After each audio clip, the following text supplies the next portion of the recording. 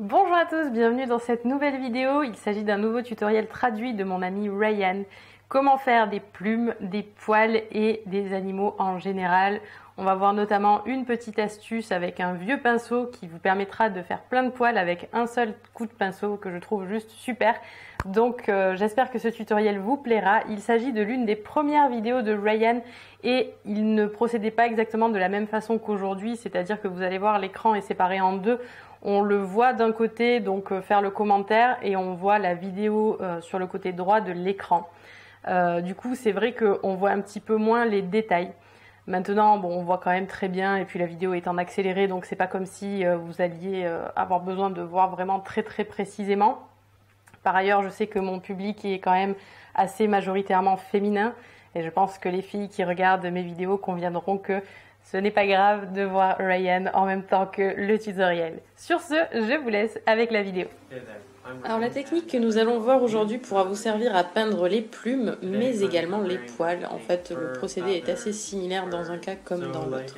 Tout d'abord, Ryan commence par une sous-couche très fine qui n'a pour l'instant aucun détail. En fait, il va simplement s'assurer que les coups de pinceau qu'il met déjà à ce stade vont suivre le sens des plumes qu'il voudra donner à cette chouette.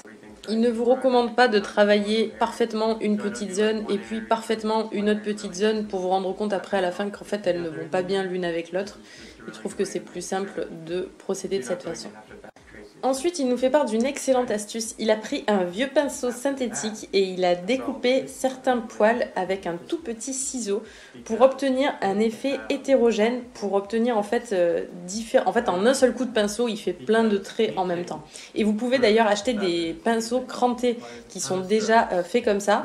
Simplement, voilà, si vous n'en avez pas sous la main, vous prenez un vieux pinceau, vous découpez, vous faites des trous dedans en fait, et de cette manière, vous allez gagner un temps précieux parce que si vous faites chaque poil avec le même pinceau et vous peignez poil par poil, ce qu'on fait avec les pastels secs d'ailleurs, c'est vrai que vous allez y passer un temps fou et c'est vrai qu'il y a de quoi perdre patience. Or, avec cette technique, comme vous avez découpé votre pinceau à la main, les crans que vous avez créés ne sont pas réguliers, donc vous avez tout de suite un effet hétérogène et naturel. Donc c'est un excellent moyen de faire des plumes facilement. On remarquera que la chouette qu'il est en train de peindre est encore un petit bébé et donc elle n'a pas des plumes très développées. Ce qui fait qu'il traite le plumage exactement de la même façon que s'il traitait le poil. En fait, il lui fait des poils. Simplement, il va quand même en détailler quelques-unes, notamment autour des yeux, pour montrer que c'est son duvet qui est en train de tomber et que ses plumes se développent peu à peu. Ensuite vient l'étape tant redoutée, l'étape du pinceau fin. Le petit pinceau très fin qui est un petit peu difficile à apprivoiser parce qu'il faut trouver en fait le bon mix entre la peinture et le diluant pour que la peinture soit pas trop épaisse mais pas non plus trop fluide. Et une fois que vous avez trouvé ce bon équilibre, vous allez pouvoir utiliser ce pinceau fin pour créer des effets d'ombrage. Donc Ryan utilise une couleur plus sombre, presque noire, et il va venir passer ce pinceau fin par-dessus la sous-couche qu'il avait fait avec son fameux pinceau cranté. Donc ça va créer effectivement des séparations dans le plumage.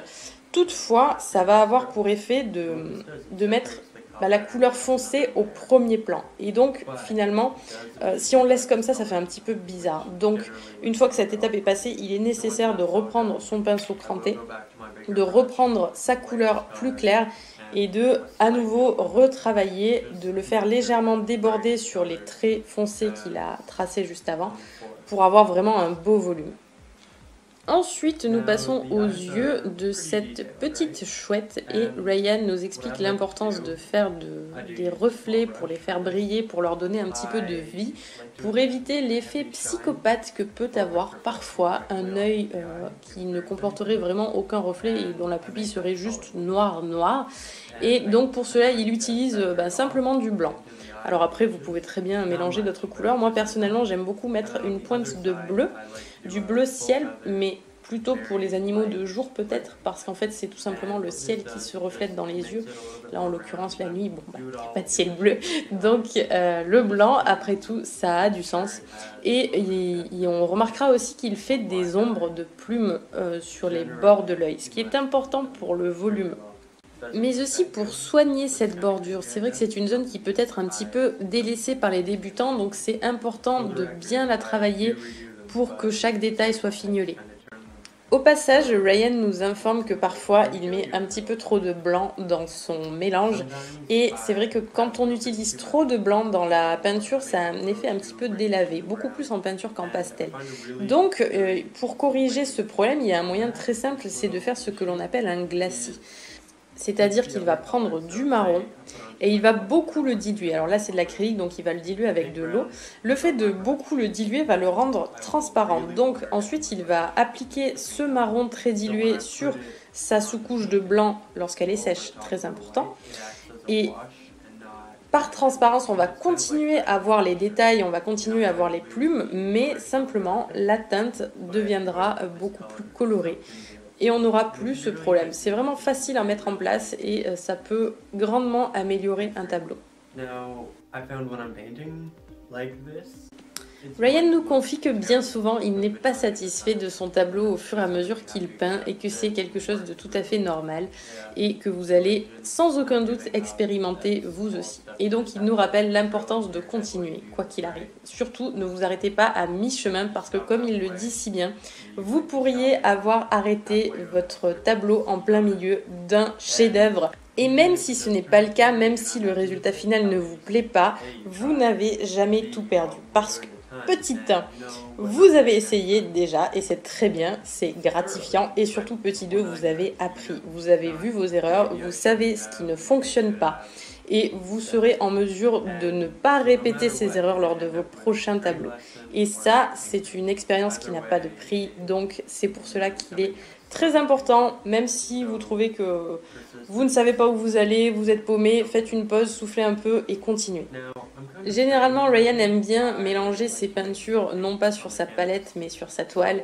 Mais il nous confie que pour l'animalier, il vaut mieux bien faire ses mélanges à l'avance sur sa palette, comme on fait traditionnellement, entre guillemets, parce que ce sera plus simple pour ce genre de sujet en particulier. Jusque-là, on a fait en sorte d'avoir une petite chouette parfaite avec des plumes toutes jolies, toutes bien rangées, toutes mignonnes. Mais ça reste un animal sauvage et donc Ryan nous recommande de revenir sur notre travail et d'ajouter des imperfections, d'ajouter des plumes qui vont un petit peu de traviole parce que tout simplement ça va la rendre plus réelle. On ne cherche pas à avoir un modèle parfait photoshopé, on cherche à avoir quelque chose de sympa et de naturel. Donc c'est vrai que c'est intéressant de faire comme ça. Après encore un peu de travail et notamment des glacis et des étapes qu'il n'a pas jugé bon de filmer parce que c'était la même chose que ce qu'il faisait déjà, que ce qu'il nous a déjà montré. Voici donc le résultat final avec le fond et la petite branche sur laquelle les chouettes sont posées. J'espère que ce tutoriel vous a plu. Moi je trouve qu'il était très intéressant. Ryan nous donne des bonnes infos comme à son habitude. Et donc j'espère que vous pourrez les utiliser pour vos prochains tableaux. Moi je vous dis à très vite pour une nouvelle vidéo. Salut!